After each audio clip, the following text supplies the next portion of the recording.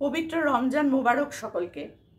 আমি এমজি, এখন আমি সুস্থ আছি আপনাদের ভালোবাসায় এবং উপরওয়ালার অশেষ রহমতে। এখন আমি সুস্থ আছি এবং খুব তাড়াতাড়ি আমার চ্যানেলে ভিডিও আসছে।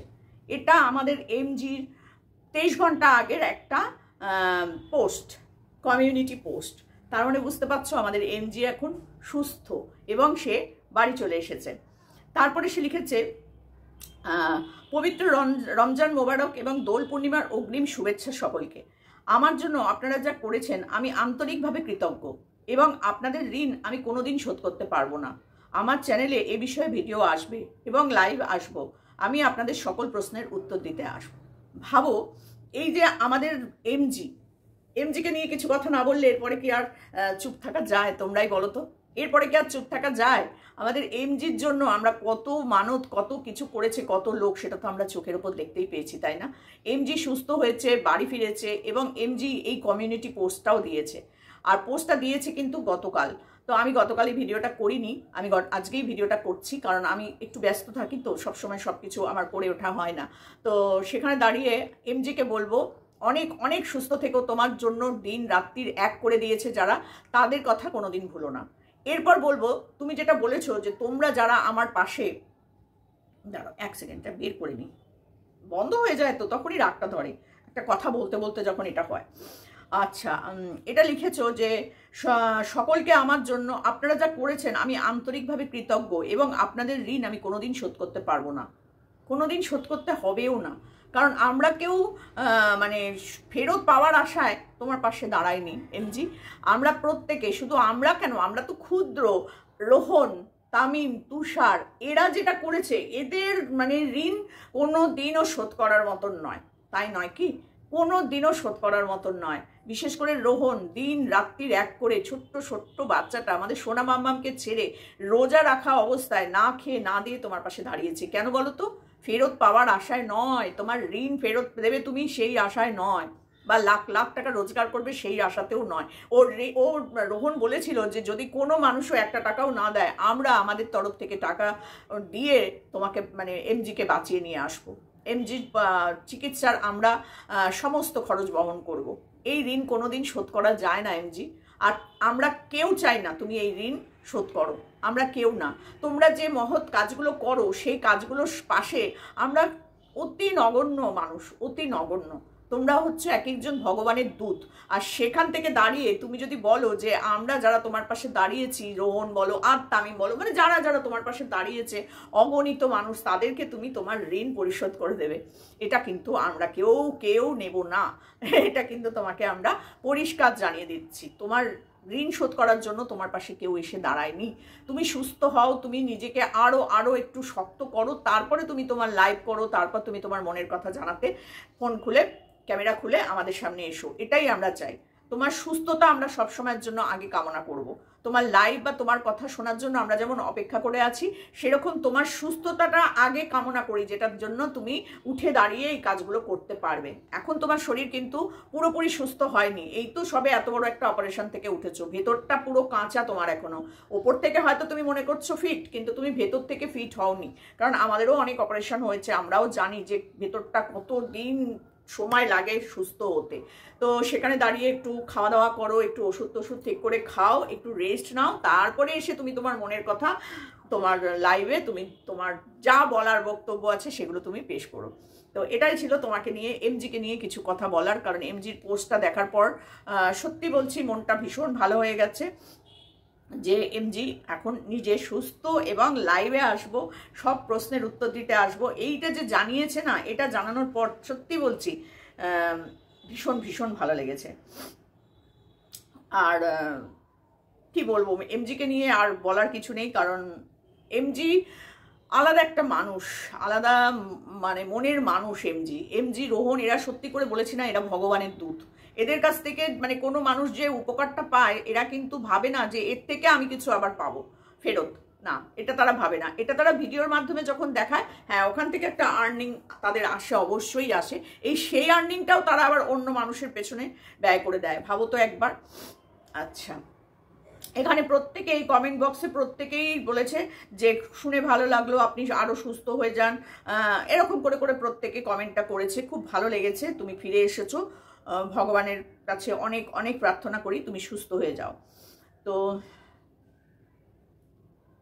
চলো এবার আমি আসি আসল কথাবার্তাগুলো বলার জন্য তোমাদের কাছে। চলো, ভিডিওটা কিন্তু স্কিপ করবে না, পুরোটা দেখবে। রোহন, তামিম এরা হচ্ছে ভগবানের দূত, তুষার এরা হচ্ছে ভগবানের দূত, সত্যি করে। এদের বয়সী ছেলেরা দেখো গে যাও মাঠে ঘাটে ঘুরে বেড়াচ্ছে, কিস্তি দিচ্ছে, মুখে সবসময় নোংরা কথা, সিগারেট বিড়ি পান গুটকা এগুলো তো লেগেই আছে। তার সাথে সাথে বাবা মাকে জোর জার করে মেরে ধরে একটা করে বাইক। এই হচ্ছে এখনকার ছেলেদের মানে মানে কি বলবো, এটাই এখন ওদের একদম ফ্যাশন বলো, যা খুশি বলো, ওদের এখন এটাই জীবনযাত্রা যে বাবা মাকে যেভাবে হোক অত্যাচার করে একটা করে বাইক কিনে নেবো, ব্যাস। সেই বাইক নিয়ে সারা জায়গা পটপট পটপট করে ঘুরে বেড়াবো। আর এই গাঁজা, তারপরে হচ্ছে তোমার গুটকা, পান, সিগারেট, বিড়ি, যা যা যাবতীয় আছে নেশার দ্রব্য, সেগুলো নিয়ে দিন কাটাবো। আর তার সাথে সাথে বন্ধু বান্ধবী যা আছে সমস্ত কিছু এনজয় এনজয় এনজয় করবো, লাইফটাকে এনজয় করব। এই এখনকার দিনে এই রোহন, তামিম, তুষারদের বয়সী ছেলেদের এটাই হচ্ছে একমাত্র লক্ষ্য। গুটি কয়েক ছেলে আছে যারা সংসার নিয়ে ভাবে, পড়াশোনা নিয়ে ভাবে, চাকরি বাকরি নিয়ে ভাবে, গুটি কয়েক, হাতে গুনে হয়তো দেখবে 50টা মানে 100টার মধ্যে 25 জন আছে, বাকি 75 জনেরই এই চলছে। তো সেখানে দাঁড়িয়ে এরাও আজকালকার দিনের ছেলে, দেখো এদের কাজ কারবার এদের কাজ কারবারের মধ্যে কত পার্থক্য, সত্যি অবাক হয়ে যায় দেখলে পরে। তো যাই হোক, রোহনকে দেখে তুষার, তামিম বা আদার্স যারা আছে এরা যে আরও ইন্সপায়ার হয়ে এদের মতন মানে রোহনের পাশে এসে দাঁড়িয়েছে, প্লাস এইরকমই কাজ কারবারগুলো ওরা করছে, এটাও তো একটা বড় প্লাস পয়েন্ট না সমাজের দিকে মানে দেখতে গেলে। তো এরকম কটা ছেলে ভাবতে পারে বলো তো, যে নিজেরা যা রোজগার করবে সেটাই অন্য কোনো দুস্থ মানুষের হাতে তুলে দেবে। বাবা মাকেই দিতে চায় না ছেলেরা, আলাদা হয়ে যাচ্ছে সব, বউ মৌ নিয়ে আলাদা হয়ে গেল বিয়ের পর, বাবা মাকে আর দেখার কোনো প্রয়োজন নেই।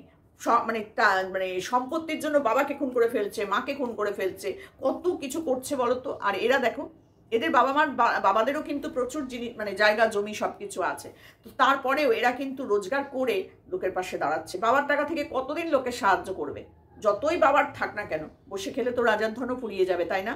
এরা কিন্তু কেউ বসে খায় না, তাই না? একটা করে ক্যামেরা নিয়ে তারা বেরিয়ে পড়ে, এক একটা দুস্থ মানুষের পাশে দাঁড়ায়, সেই ভিডিওটা দেখে যা ইনকাম হয় সেই টাকাটা দিয়ে আরেকটা দুস্থ মানুষের পাশে দাঁড়ায়। এটাতেও কত মানুষের আপত্তি, এটা দেখেও কত মানুষ জ্বলছে। এই রিসেন্ট একটা 2-1 দিন আগে একটা ভিডিও দেখেছি, এক ভদ্রমহিলার সামনে গিয়ে রোহন দাঁড়িয়েছে, সেখানে রোহনকে প্রতিমতন থ্রেডনিং দিচ্ছে, এই তুমি ক্যামেরা বন্ধ করো, তুমি এই ক্যামেরা দেখিয়ে দেখিয়ে তুমি অনেক টাকা রোজগার করো, আমার কাছে খবর আছে তুমি মাসে 30-40 হাজার টাকা রোজগার করো। করে, হ্যাঁ করে, কেন করবে না, কেন করবে না?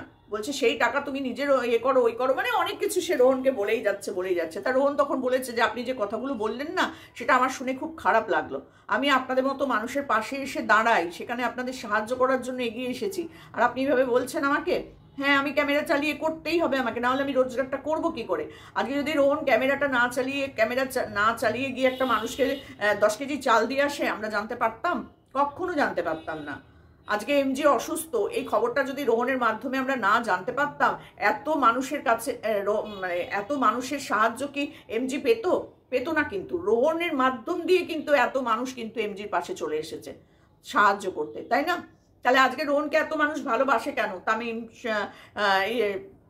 তুষার, এদেরকে এত মানুষ ভালোবাসে কেন? তার কাজের জন্য, কাজের দ্বারা মানুষ মানুষকে ভালোবাসে, আর কোনো কিছু দিয়ে নয়।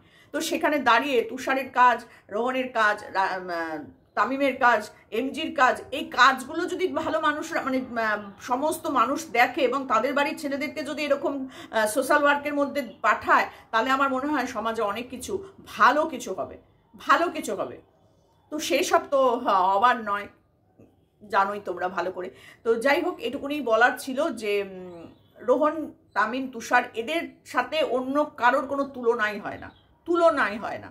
কারণ এরা প্রতিটা ক্ষেত্রে একটা মানুষের পাশে গিয়ে দাঁড়ানোর পর সেই ভিডিওটা থেকে যে টাকাটা রোজগার হয়, সেই টাকাটা দিয়ে আরেকটা মানুষের পাশে গিয়ে দাঁড়িয়ে পড়ে। সেই মানুষটারও তো প্রয়োজন, তাহলে টাকাটা কোথায় পাবে তারা যদি ভিডিও না করে, তাহলে সেই টাকাটা দেবে কোথা থেকে তাদেরকে? কত লোক টাকা দেওয়ার জন্য বসে আছে, এই কিউআর কোড দিয়ে দিলাম আপনারা একে সাহায্য করুন, এই আমার ফোনপে নাম্বার দিয়ে দিলাম আপনারা একে সাহায্য করুন। মানুষ করবে না, তার যে অসহায়তা সেইটাকে তুলে ধরে ওরা আমাদের কাছে ক্যামেরার মাধ্যমে, তাই নয় একটা ভিডিওর মাধ্যমে, যে এই মানুষটাকে দেখো, এই মানুষটা এইরকম অবস্থায় আছে, তোমরা একটু এর পাশে এসে দাঁড়াও। আজকে যদি ওরা এই কাজগুলো না করতো আমরা তো জানতেই পারতাম না কত মানুষ এরকম অসহায় অবস্থায় পড়ে আছে। চোখে আমাদের কত পড়ে বলো তো? পড়ে না। আর এদের ভিডিওগুলো দেখলে বোঝা যায় যে কত মানুষ কত কষ্টে আছে, কত মেয়েরা কত কষ্টে আছে, কত মহিলা বাড়ির বউরা কত কষ্টে আছে, স্বামীরা কি প্রচণ্ড অত্যাচার করছে এক একটা মহিলার উপরে, সেগুলোও কিন্তু আমরা এই এদের ভিডিওর মাধ্যমে দেখতে পাই। কত ছোট ছোট বাচ্চা, মেয়ে বলো ছেলে বলো, ছোট ছোট বাচ্চা সৎমার দ্বারা আক্রান্ত হয়ে হয়ে রাস্তাঘাটে পথে পথে ঘুরে বেড়াচ্ছে, খেতে পায় না, জামা কাপড় নেই, শীতে একটা গায়ে দেওয়ার সোয়েটার নেই, কম্বল নেই, সেই অবস্থায় রাস্তার ধারে নদীর পাড়ে কালভার্টের নিচে শুয়ে শুয়ে রাত কাটাচ্ছে, দিন কাটাচ্ছে। কেউ যদি 10টা পয়সা দেয় সেই দিয়ে হয়তো একটু মুড়ি কিনে খাচ্ছে। ভাবো তো, কোনোদিন না পেলে সেটুকুনিও তাদের জুটছে না। আর এই সব মানুষগুলোর পাশে গিয়ে যখন ওরা দাঁড়ায়, তাদেরকে নিয়ে যদি কেউ বাজে কথা বলে, সেটা কি সহ্য করা যায়? আমি তো মোটেই সহ্য করতে পারবো না, একদমই সহ্য করতে পারবো না।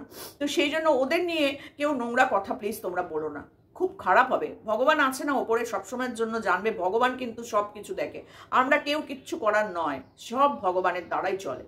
তো সেখানে এরা হচ্ছে ভগবানের দূত, এদেরকে ভগবান স্বয়ং পাঠিয়ে দেয় এই অসহায় আত্ম মানুষগুলোর পাশে। কই আমরা কি যেতে পেরেছি? এত মানুষ আমরা রয়েছি, এত আমরা ক্যামেরা খুলে খুলে বকবক করছি, আমরা কি ছুটে চলে যেতে পেরেছি? পারিনি। হয়তো কিছু টাকা কেউ পাঠিয়ে দিয়েছে, কিন্তু আমরা কি ওদের মতন দৌড়ে গিয়ে গিয়ে প্রতিটা ঘরে ঘরে ঘুরতে পাচ্ছি না। তাহলে কেন তাদের নামে নিন্দা করতে বসবো? এটা হচ্ছে সব থেকে বড় কথা, মন মানসিকতার ব্যাপার, এটাই হচ্ছে মেন। তো চলো, আজকে এইটুকুনি বলা ছিল যে এমজি ফিরে এসেছে, এমজি সুস্থ আছে, এমজি খুব তাড়াতাড়ি লাইভে আসবে, সবার সব প্রশ্নের উত্তর দিতে আসবে। আর তার সাথে সাথে এমজি সুস্থতা কামনা করে এই ভিডিওটা করলাম। তো আরেকটু রেস্ট নাও, আরেকটু নিজের শরীরটাকে, মন মানসিকতাটাকে আরেকটু দৃঢ় করো, শক্ত করো, আর নিজের শরীরটাকে একদম ফিট করো, তারপরে এসো তুমি লাইভে। এটুকুনি আমার বলার ছিল এমজিকে। আর তার সাথে সাথে তো ওদের ফুল টিমটাকেই আমার অসংখ্য অসংখ্য অসংখ্য আশীর্বাদ, ভালোবাসা, সব কিছু দেওয়া। তো চলো, এদের প্রত্যেকের ভিডিওই আমি দেখার চেষ্টা করি, প্রত্যেকেরটাই আমার সাব করাই রয়েছে। তো যাদের যখনই ভিডিও আসে তখনই সেটা দেখি। অবশ্যই শুধু রোহনকে নিয়ে নয়, তামিমকে নিয়ে, তুষারকে নিয়ে ভিডিও আমার আসবে। অবশ্যই চোখ রেখো কিন্তু আমার এই ছোট্ট পর্দায়। তো চলো, টাটা।